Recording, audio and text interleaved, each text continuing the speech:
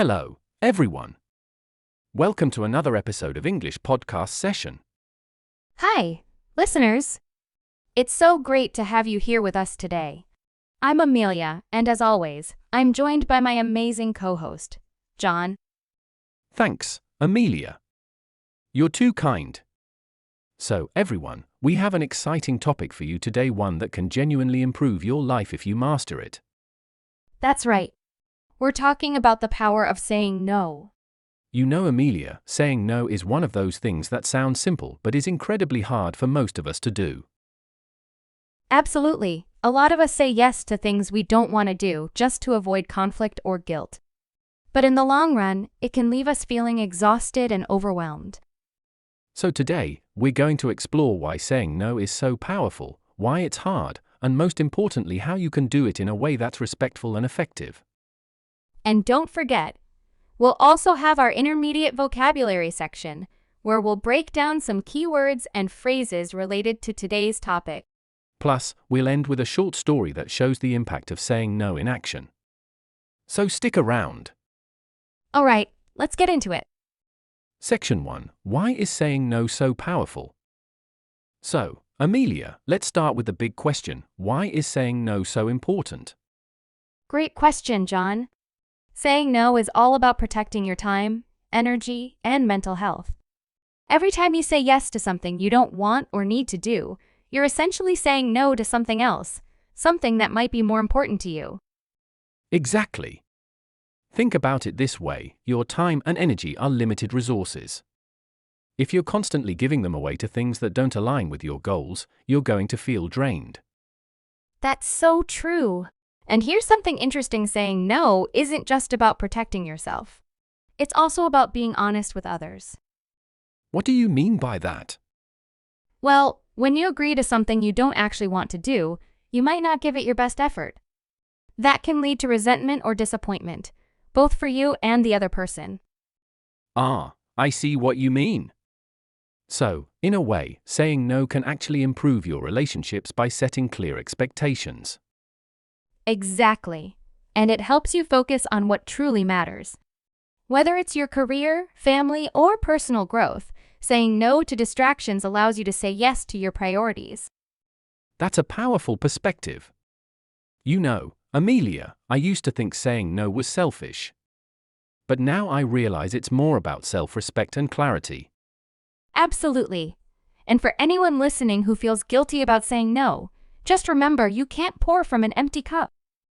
That's such a good point. Listeners, take a moment to reflect. When was the last time you said yes to something you regretted? Oh, I've been there. Saying yes to things like extra projects at work or social events I wasn't excited about. Same here. It's a common struggle. But the good news is, you can learn to say no, and we'll show you how. Section 2. Why is saying no so hard? Before we dive into how to say no effectively, let's talk about why it's so difficult in the first place. Good idea. I think one big reason is fear. People are afraid of rejection, conflict, or disappointing others. Definitely. We're often taught that saying yes makes us likable or helpful, while saying no can seem cold or unkind. That's true. And there's also social pressure. Sometimes we say yes because we want to fit in or avoid being seen as difficult. And let's not forget guilt. It's hard to say no when you feel like you're letting someone down. Right. But here's the thing: saying yes when you mean no doesn't actually help anyone. It can lead to stress, burnout, and even damaged relationships in the long run. Exactly. And learning to say no is a form of emotional intelligence. It's about understanding your limits and communicating them effectively. So true. And now, let's move on to some practical strategies for saying no politely and confidently. Section 3. Tips for saying no politely and effectively. All right, let's break this down. How do you say no without feeling awkward or rude? The first tip is to be clear and direct. For example, instead of saying, "maybe later," you can say, "I'm sorry, I can't do that right now." That's a good one. Ambiguity can lead to misunderstandings, so it's better to be upfront. Another tip is to express gratitude before declining. For instance, "Thank you for thinking of me, but I'm not available." Oh, I love that. It softens the rejection and shows appreciation. Here's another: offer an alternative if it's appropriate. For example, "I can't help with this, but maybe someone else on the team can." That's really thoughtful. And if you're not sure how to respond, you can always ask for time to think. Say something like, "Let me check my schedule and get back to you." That's so useful. It takes the pressure off and gives you time to make a decision.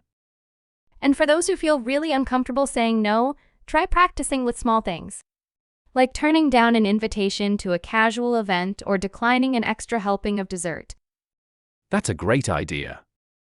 It's like building a muscle. The more you practice, the stronger you get. Exactly. And remember, you don't owe anyone an elaborate explanation. A simple, "I can't commit to this right now," is enough. Perfect. Let's take a short break for our vocabulary section and then dive back in with more insights. Welcome to our vocabulary break. Let's explore some key words and phrases related to today's topic. These are great for improving your English and understanding the concept of saying no. The first word is boundaries. Boundaries are limits you set to protect your time, energy, or emotions. Example: "I had to set boundaries with my coworkers to avoid working late every day." The next word is overcommit. This means taking on more responsibilities than you can handle. Example: "I overcommitted by agreeing to 3 meetings in one afternoon." Another useful phrase is turn down. It means to refuse or decline something. Example: "I had to turn down the job offer because it didn't align with my career goals." And finally, we have prioritize. This means to decide what is most important. Example: "I need to prioritize my health, so I've started saying no to late-night work." Those are your vocabulary words for today. Try using them in your own conversations or writing. Now, let's get back to the show. To wrap up, we'd like to share a short story that illustrates the power of saying no. This is about a woman named Maya, a graphic designer who was struggling with burnout. Maya was a people pleaser. She couldn't say no to her clients, friends, or even random requests from acquaintances. Her calendar was always full, and she barely had time for herself.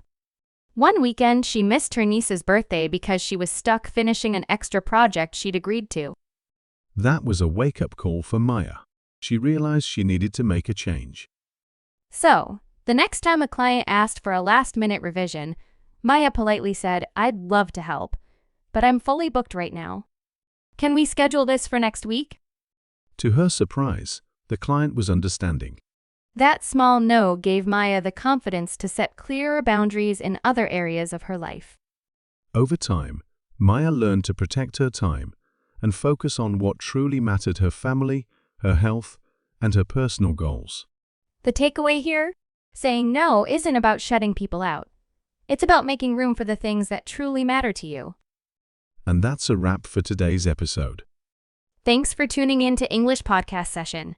We hope this episode inspires you to embrace the power of saying no. Don't forget to practice the tips and vocabulary we shared. And remember, saying no can be a form of self-care. As always, keep improving your English and your life. Until next time, bye.